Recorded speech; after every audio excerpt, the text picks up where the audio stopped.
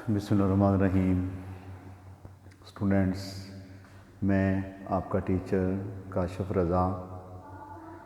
आज के इस लेक्चर में हम atomic orbital hybridization of benzene या मॉडर्न कंसेप्ट ऑफ बेंजीन को डिस्कस करने जा रहे हैं।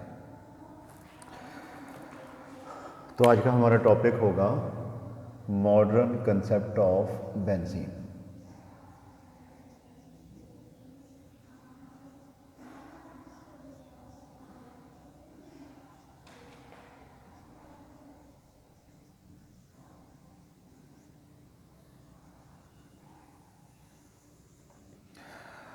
अच्छा भी, according to modern concept of benzene, every carbon in benzene is sp2 hybridised.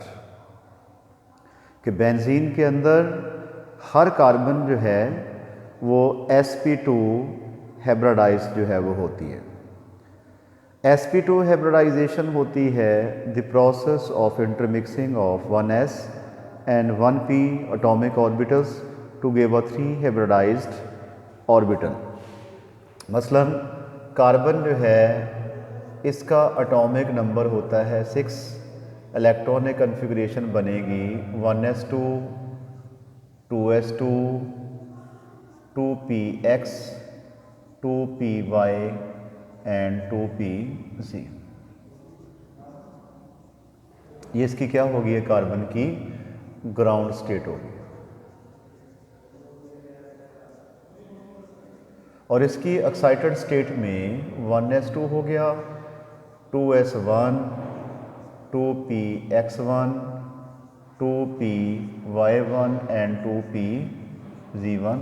ये इसकी क्या होगी, है एक्साइटेड स्टेट होगी। ठीक है, तो ग्राउंड स्टेट होगी कार्बन की और एक्साइटेड स्टेट होगी। और हाइब्रिडाइजेशन स्टेट में एक s और 3p एटॉमिक ऑर्बिटल्स जो हैं वो आपस में इंटरमिक्स हो जाएंगे। आपके पास बना ली 1s and 2p atomic orbitals intermix to form a 3sp2 hybrid orbitals. ठीक हो गया, 3 जो हैं वो हाइब्रिडाइज्ड ऑर्बिटल्स जो हैं वो बन गए हैं। और एक ऑर्बिटल क्या रहेगा, एक ऑर्बिटल अनहाइब्रिडाइज्ड जो है वो मौजूद रहेगा हर कार्बन के ऊपर। और कार्बन के बारे में इंफॉर्मेशंस ये हैं कि जहाँ कहीं भी कार्बन sp2 हाइब्रिडाइजेशन करती है वहाँ पे हमेशा डबल बॉन्ड बनता है, एक सिग्मा और एक पाई। और जो हाइब्रिडाइज्ड ऑर्बिटल्स होते हैं वो अरेंज करते हैं अपने आप को ट्राई एंगुलर प्लेनर स्ट्रक्चर में। और बॉन्ड एंगल जो है वो 120 डिग्री का जो है वो हुआ करता है। ठीक हो गया, यानी कि जो एक s और 2p ऑर्बिटल्स की इंटरमिक्सिंग से 2 आपके पास 3 ऑर्बिटल्स बने हैं, इन सब की शेप जो है वो साइज क्या होगा, बराबर होगा। These are degenerate orbitals. ये डीजनरेट जो हैं वो ऑर्बिटल्स होंगे और ये अपने आप को अरेंज करेंगे इन ट्राई एंगुलर प्लेनर स्ट्रक्चर के अंदर जो हैं वो अपने आप को अरेंज करेंगे।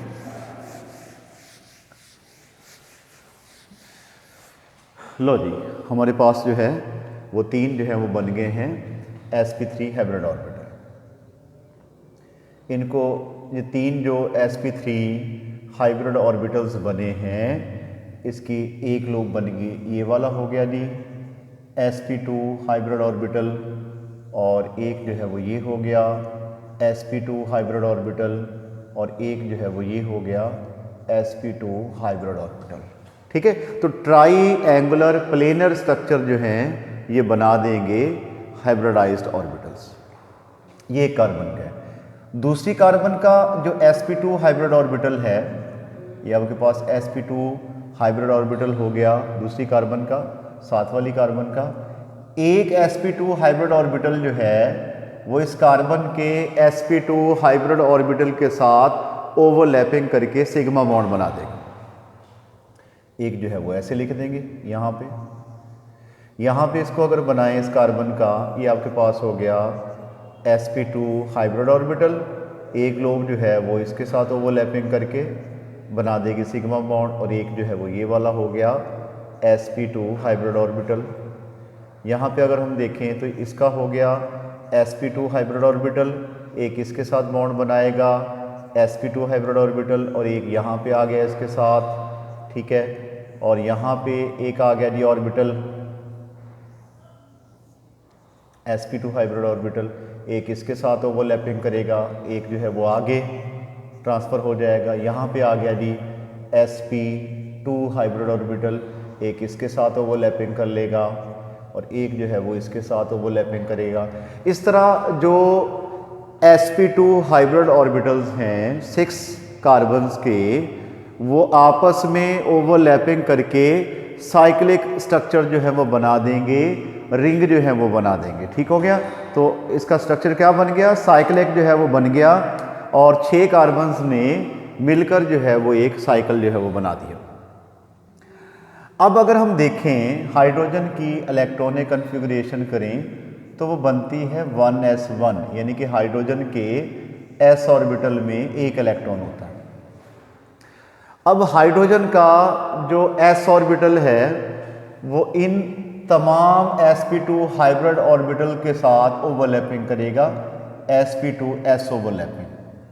यहाँ पे भी क्या हो जाएगी, sp2s ओवरलैपिंग, और इधर भी हो जाएगी क्या जी, sp2s ओवरलैपिंग, और यहाँ पे भी sp2s ओवरलैपिंग, और इधर भी क्या होगी जी, sp2s, यानी कि हर कार्बन के ऊपर एक एक हाइड्रोजन जो है वो आके ये बॉन्ड बना देगा ये रिंग के ऊपर।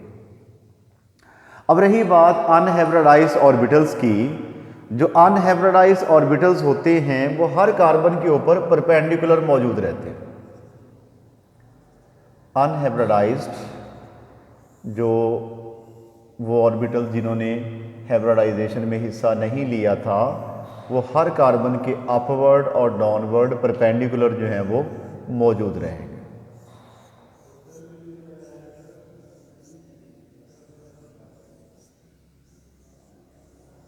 ठीक हो गया। इनमें एक एक इलेक्ट्रॉन जो है वो मौजूद है, यानी कि जो हाइब्रिड ऑर्बिटल्स हैं उन्होंने तो साइक्लिक स्ट्रक्चर बना दिया है। जो अनहाइब्रिडाइज्ड ऑर्बिटल्स हैं वो हर कार्बन के ऊपर परपेंडिकुलर जो हैं वो मौजूद रहेंगे।